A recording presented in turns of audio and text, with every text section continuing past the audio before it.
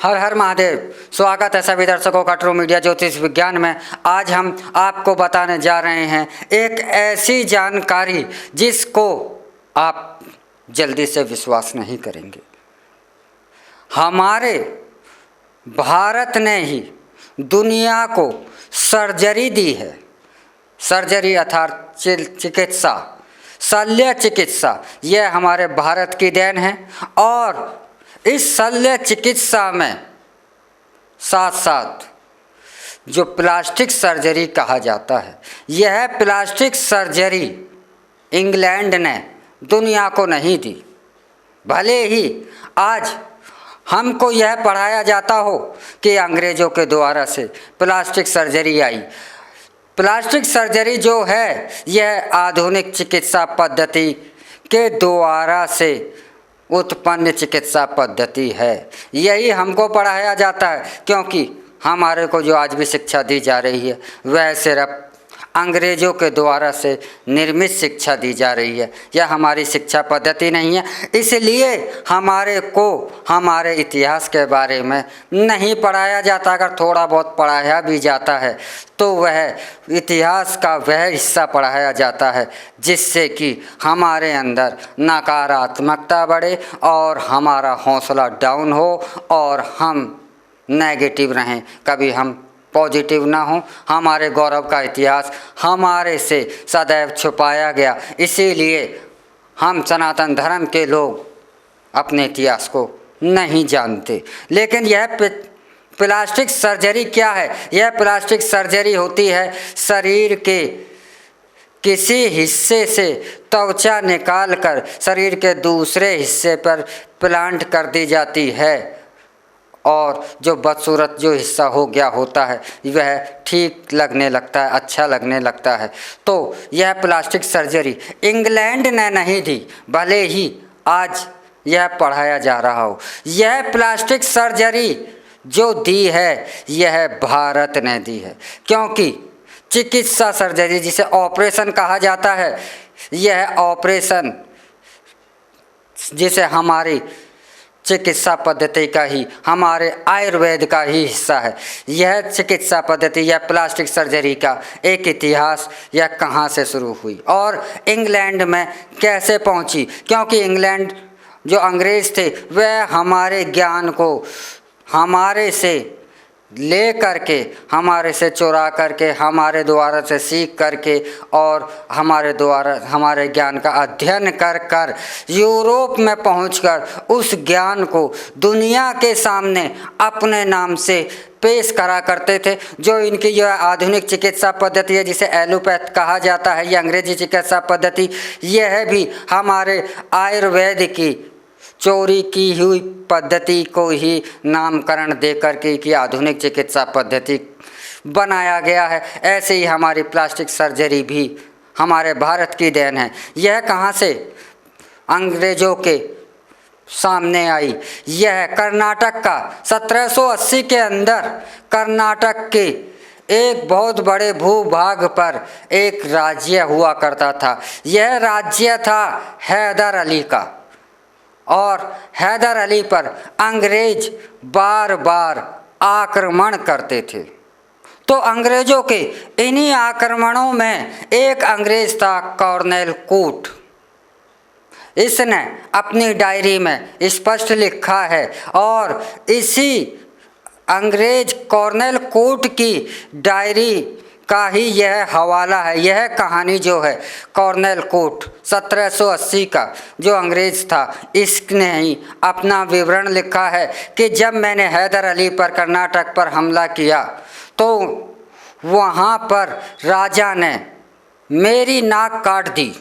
नाक काटने के बाद कटी हुई नाक में मुझे दे दी गई और एक घोड़ा दे दिया गया। उस घोड़े पर बैठ कर के मैं उसी राज्य के एक गांव था बेलगांव, उसमें पहुंच गया।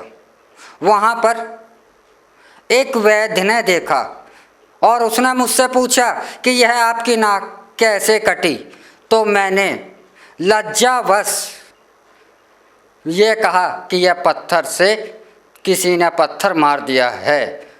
तो उस वैद्य ने कहा कि यह आपकी नाक पत्थर से नहीं तलवार से कटी हुई है। तो उसने मुझसे पूछा कि अब आप क्या करोगे, इंग्लैंड जाओगे? तो मैंने कहा कि मजबूरी है, जाना तो इंग्लैंड ही पड़ेगा। तब उसने कहा कि मैं यदि आपकी नाक को जोड़ दूं तो मुझे बहुत ज़्यादा आश्चर्य हुआ, क्या कटी हुई नाक जोड़ी जा सकती थी?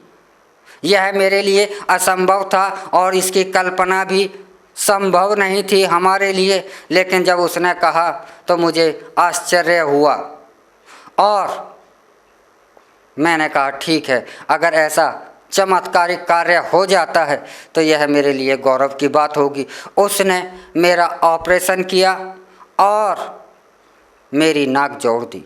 जब वह कॉर्नेल कूट अंग्रेज जो था यह इंग्लैंड पहुंचा और वहां पर जाकर के इंग्लैंड के लोगों को वहां पर यह अपनी नाक दिखाई और उनसे कहा कि आप मेरी नाक देखिए।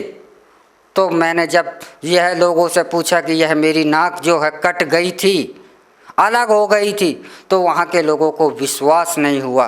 वह आगे लिखता है कि मैंने जो उस सर्जन ने जो मेरी नाक जोड़ी थी वह इस तरह से जोड़ी थी कि उस पर कटे हुए के निशान भी नहीं थे, वह भी दिखाई देना बंद हो गया था। अर्थात मेरी इस नाक को देख करके यह कल्पना भी करना संभव नहीं था कि यह नाक कभी कटकर अलग हुई होगी।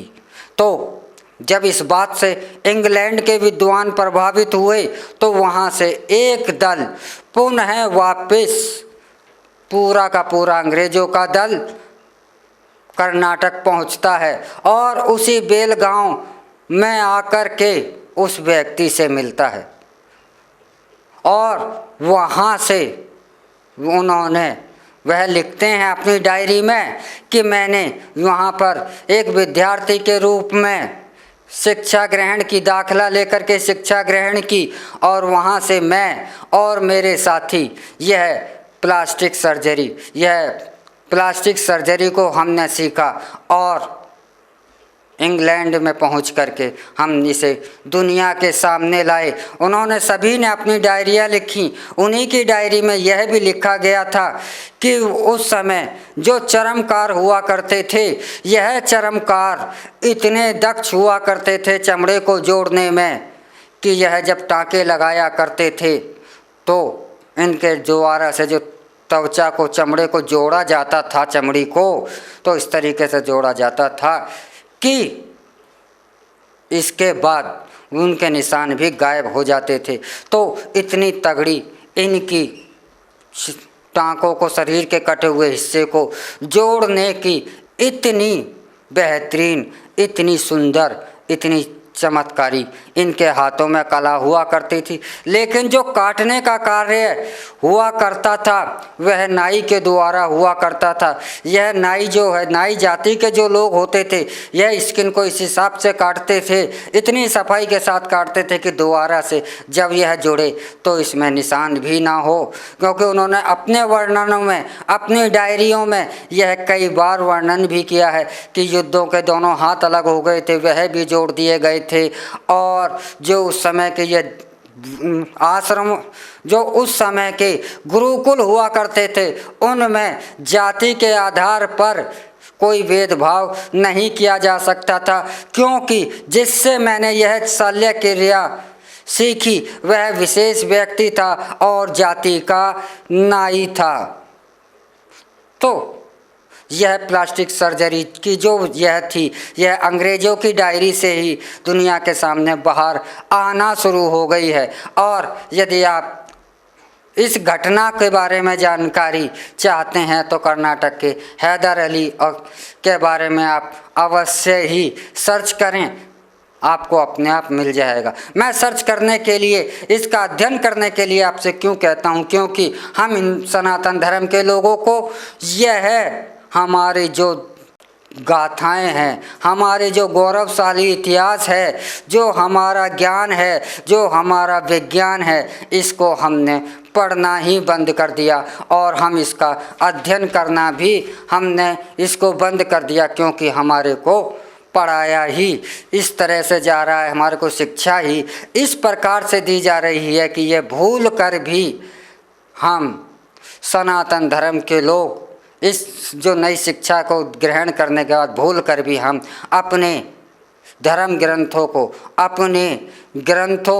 अपनी पद्धतियों को, अपने ज्ञान को खगोले ही ना, क्योंकि हमारे दिमागों में तो सिर्फ एक बात बैठाल दी गई है कि हमारा इतिहास कुछ है ही नहीं, हमारे पास कोई ज्ञान है ही नहीं।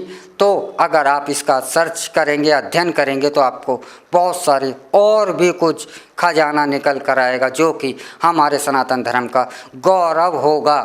तो यह कहना कि प्लास्टिक सर्जरी कि यह जो चिकित्सा पद्धति है यह अंग्रेज़ों की देन है, तो यह अंग्रेज़ों की देन नहीं है, यह हमारे भारत के द्वारा से पैदा हुई चिकित्सा पद्धति है। लेकिन यह हमारे लिए एक कितने दुख की बात है कि हमारी ही चिकित्सा, हमारी ही पद्धति, हमारी ही खोजें, लेकिन हम उनके नाम से पढ़ रहे हैं, उनके नाम से जान रहे हैं और हम अपना जो गौरव है उसे भूल करके दूसरे की वाहवाही करने में लगे हैं। तो हमें अपने गौरव की ओर, अपने इतिहास का एक बार फिर से अध्ययन करना होगा, तो आपको बहुत सारे चमत्कार मिलेंगे। क्योंकि यह आज आपको अगर चिकित्सा पद्धति में, शल्य चिकित्सा में जानकारी चाहिए तो एक बार महर्षि सुश्रुत संहिता का अध्ययन कर लीजिए। आपको सैकड़ों प्रकार के ऑपरेशनों का वर्णन मिल जाएगा और यह ऑपरेशन कैसे करने हैं, किस प्रकार से करने हैं और किस तरीके से करने हैं और क्या क्या सावधानियां रखनी है, सफलता किस प्रकार से मिलेगी, ऐसे सैकड़ों ऑपरेशन की पद्धतियां मिल जाएंगी, ऑपरेशन के प्रकार मिल जाएंगे।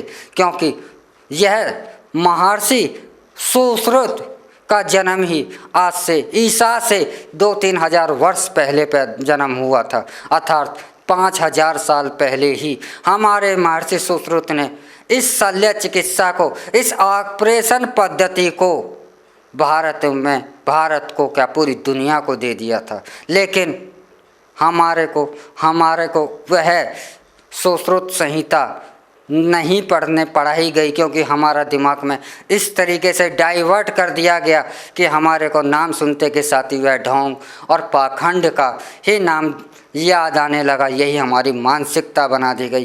कभी हम अपने धर्म ग्रंथों की ओर अग्रसर नहीं हुए, उनकी ओर आकर्षित नहीं हुए। अगर हम आज भी अपने धर्म ग्रंथों की ओर, अपने विज्ञान की ओर आकर्षित होंगे तो आपको स्वयं आश्चर्य हो जाएगा कि दुनिया का 90% विज्ञान जो है वह हमारे सनातन धर्म का है।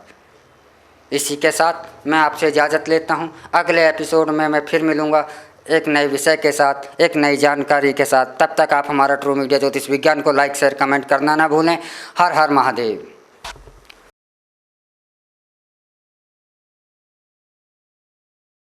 अगर आप ये वीडियो YouTube पर देख रहे हैं तो हमारे चैनल को सब्सक्राइब करें और बेल आइकन को दबाना ना भूलें। अगर आप Facebook पर ये वीडियो देख रहे हैं तो हमारे पेज को लाइक करें।